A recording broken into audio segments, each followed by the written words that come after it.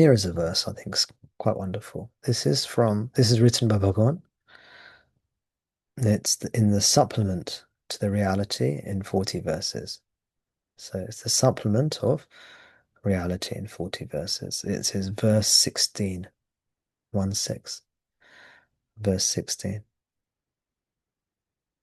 Since the stilling of the mind is true liberation, and miraculous powers are unattainable without an act of the mind, how can they whose mind is set on such powers enter the bliss of liberation, which is the ending of all activity of the mind? Again, since the stilling of the mind is true liberation, and miraculous powers are unattainable without an act of the mind, how can they whose mind is set upon such powers enter the bliss of liberation, which is the ending of all activity of the mind?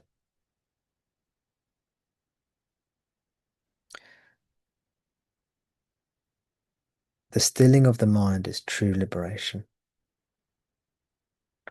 The bliss of liberation, which is the ending of all activity of the mind.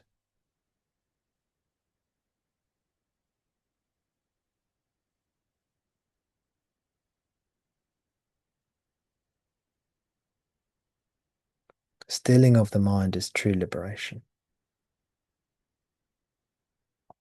Liberation, which is the ending of all activity of the mind.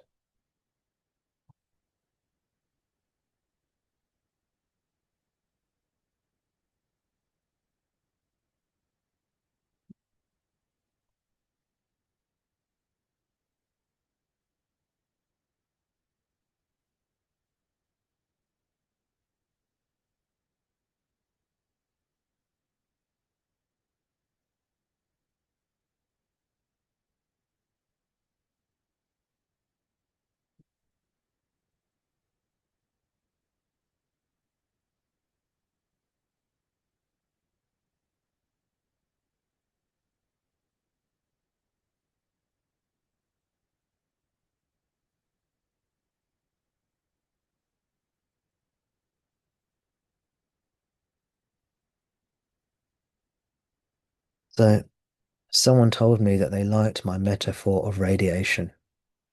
I think I gave that metaphor on Sunday, where you come to satsang and you receive like a dose of radiation. And radiation isn't good for you if you're the ego. But luckily, your true self will never be harmed. Just that perishable part of you, the ego we're talking about. So whether you think you're ready or not ready for this teaching, you come to satsang, your mind will be made ready through repeated exposure to the radiation of the teaching.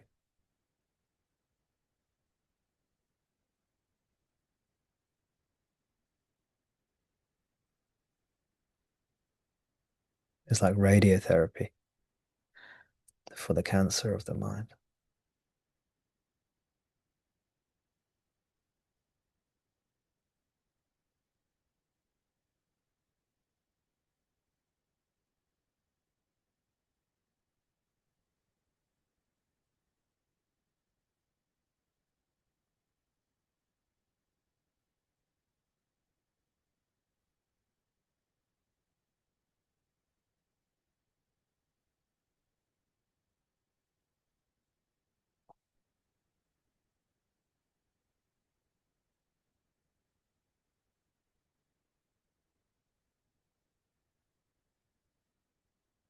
Speaking of this radiation, we have Bhagavan writing, or he did write these verses, but he copied them from other people, Shankara and Yoga Vashista.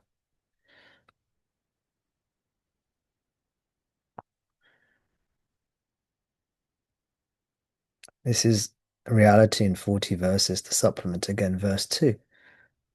It says here, not by listening to preachers, nor by study of books, nor by not by meritorious deeds, nor by any other means can one attain that supreme state, which is attainable only through association with the sages and the clear quest of the self.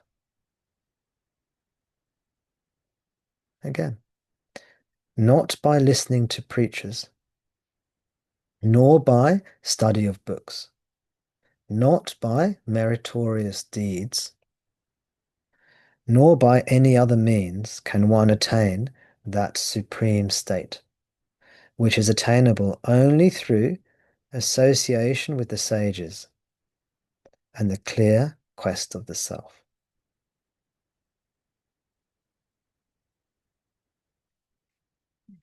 And we'll go back a verse to verse 1. In the company of sages, attachment vanishes, and with attachment, illusion. Freed from illusion, one attains stability, and thence liberation while yet alive. Seek therefore the company of sages. That was verse 1. Verse 1 was originally written by Shankara, and verse 2, which was the first of the verses I read, is from Yoga Vashista.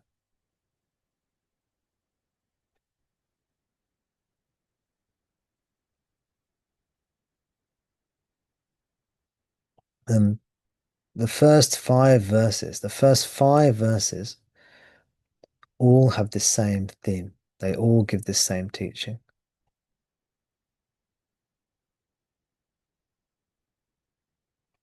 So you may want to think, why did Bhagavan dedicate 5 verses all to the same theme?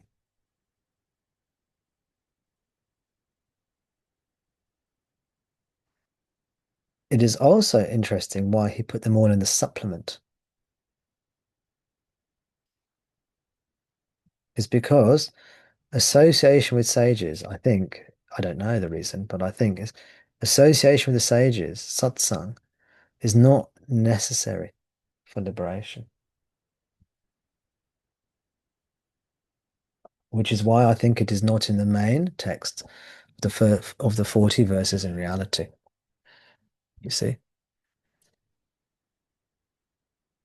There will be some people, satsang is not necessary. Association with sages is not necessary. But then in the supplement to the 40 verses in reality, this is the second order text in a way. Yeah, the verses that didn't make it to the original 40 verses on reality, they ended up in the supplement.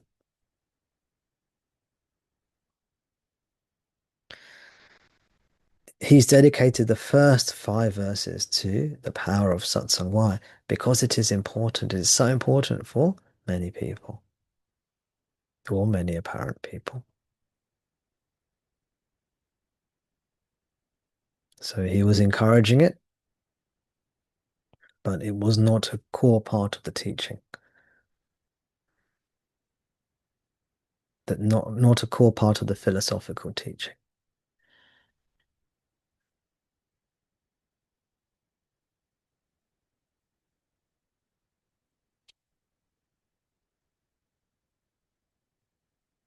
If we look at the original 40 verses on reality, it's mainly dealing with the philosophical aspect of the teaching.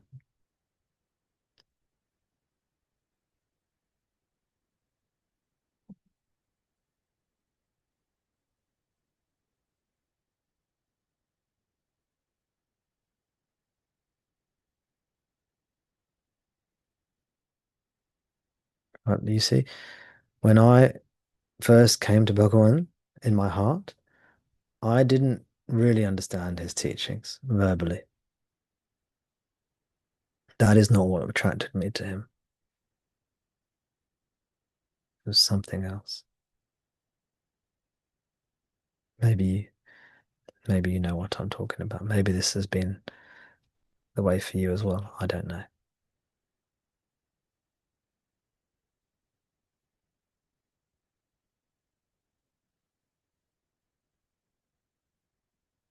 When my heart came to Bhagavan, when Bhagavan came to me, opened my heart. My head was already full of teachings. I'd read so many teachings. I knew so many teachings. I know much less teaching now. Much less, fewer. I don't know. You can tell me what English, if my English is correct or not. I know fewer teachings now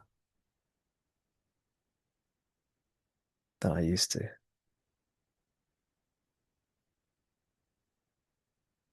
I used to know the scriptures so much better when I was younger. I was busy reading them, trying to find my answers.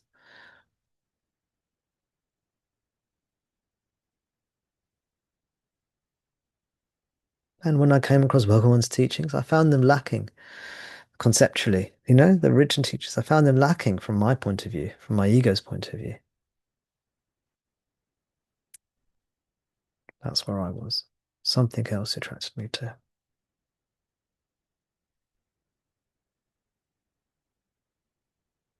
And that was, in my experience at least, that was much more important. The connection, the love, bhakti.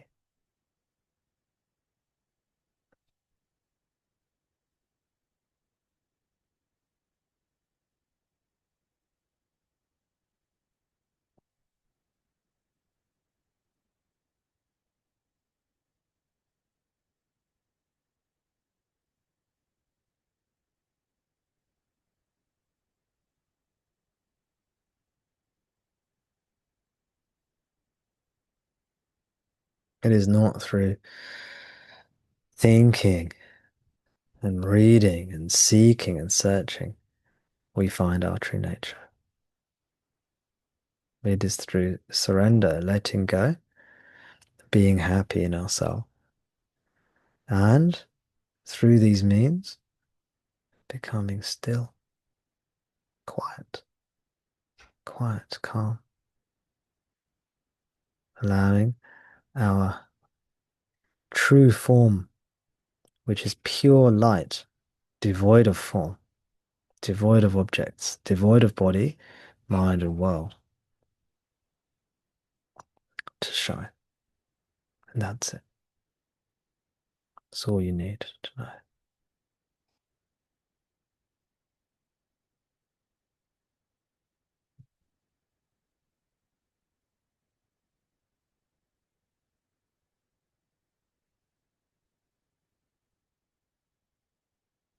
This is why in the text, who am I? There is a question about, I think, studying scriptures and texts. And Bhagavan says, once you have realized that the sole purpose of all these scriptures on self-knowledge is simply to make your mind still, why should you go on and on and on reading these scriptures? If you have read the scriptures and you realize the point of them is to make your mind still, then you don't need to go on reading them more and more.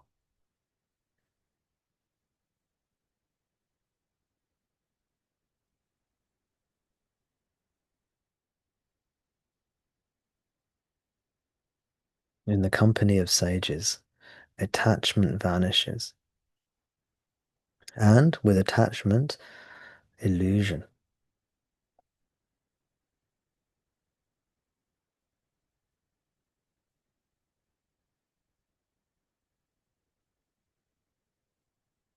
When our attachment vanishes, illusion also vanishes. Ignorance, Maya. You see, the appearance of the body is attachment to the body.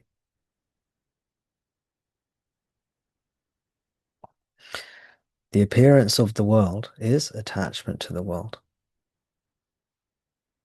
The appearance of the mind is attachment to the mind. In the company of sages, attachment vanishes. And with attachment, illusion. Freed from illusion, one attains stability.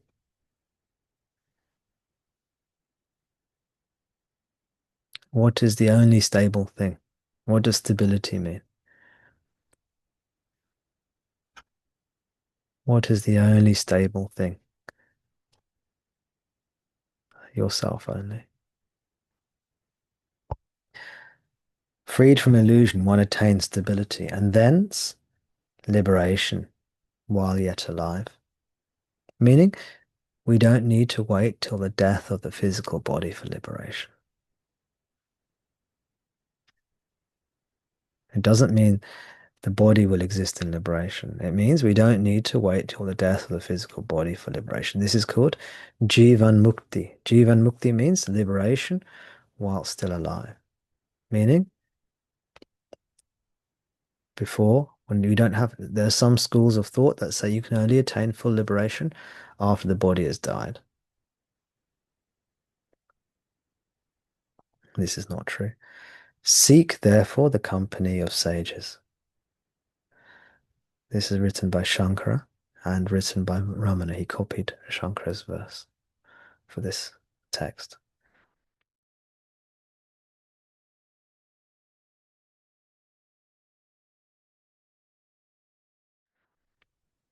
Not by listening to preachers. It means not through listening to words.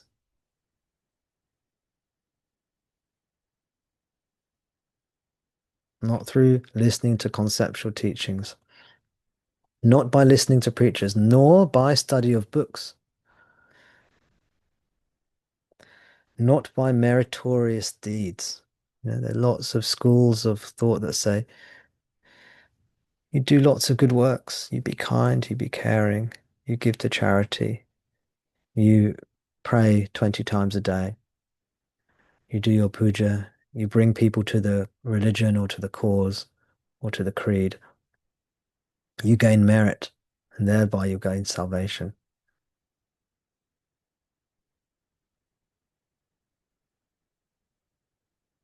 This verse is saying, not by listening to preachers, nor by study of books, not by meritorious deeds, not by meritorious deeds, nor by any other means can one attain that supreme state. What is the supreme state? Self-realization, self-knowledge, liberation, moksha, nirvana, heaven, kingdom of God. This is written in Yoga Vasistha, by the way. This is Vasistha's teaching to Lord Rama.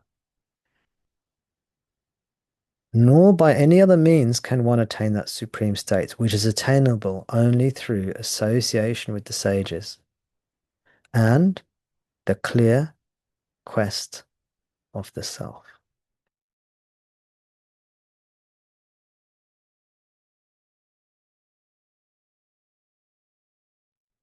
Seeking to know, who am I? Clear quest of the self. Seeking to know, who am I?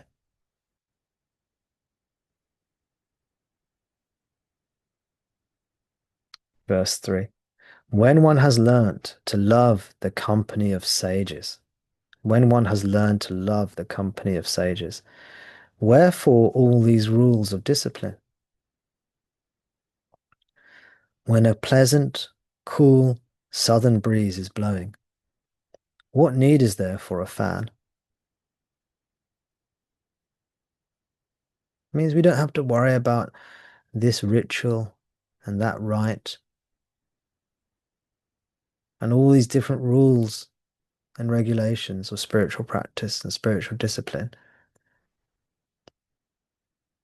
If we're in the company of a sage, meaning we are resonating, we're connecting with Bhagavan, connecting with him, and he is making our mind quiet and calm. Because that is the purpose of the teaching, why do you need a fan? Why do you need a contraption to cool you down when you have a nice southerly breeze? cool southern breeze blowing.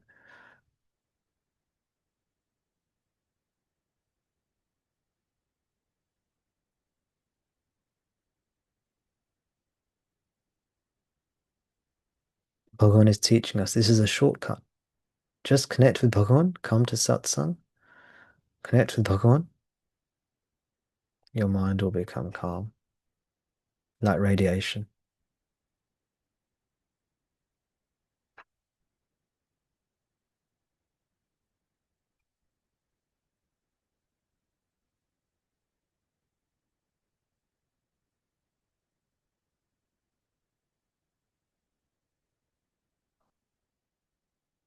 Verse 4 Fever, fever is overcome by the cool light of the moon, want by the good wish-yielding tree, and sin by the holy Ganges. These three, fever, want, and sin. By the way, fever, I think here means, um, I think fever, want, and sin here is like it's a triad. I think it's equivalent to attraction, aversion, and delusion. We see this triad. Fever, want, and those three, fever, want, and sin, all flee at the august sight of the peerless sage.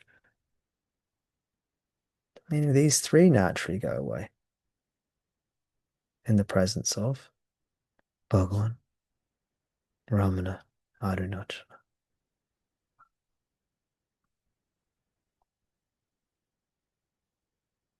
Verse 5. This will be the last one I read today.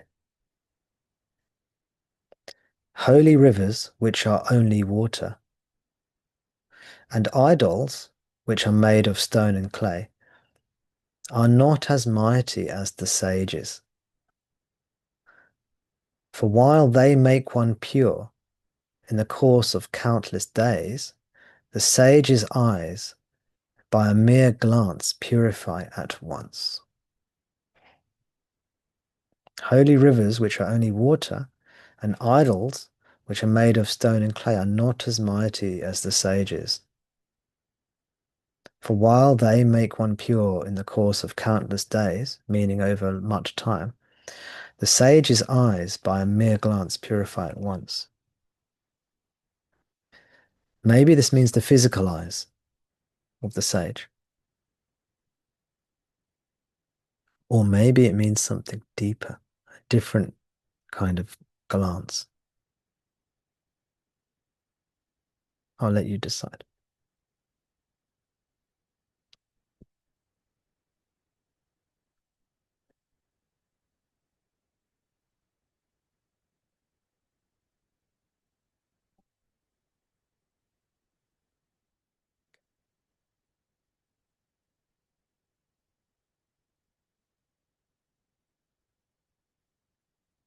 Keep Bhagavan, Ramana,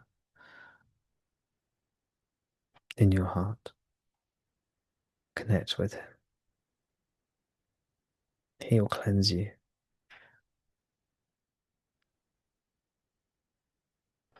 Again, my love to you all. Thank you, everyone. Thank you.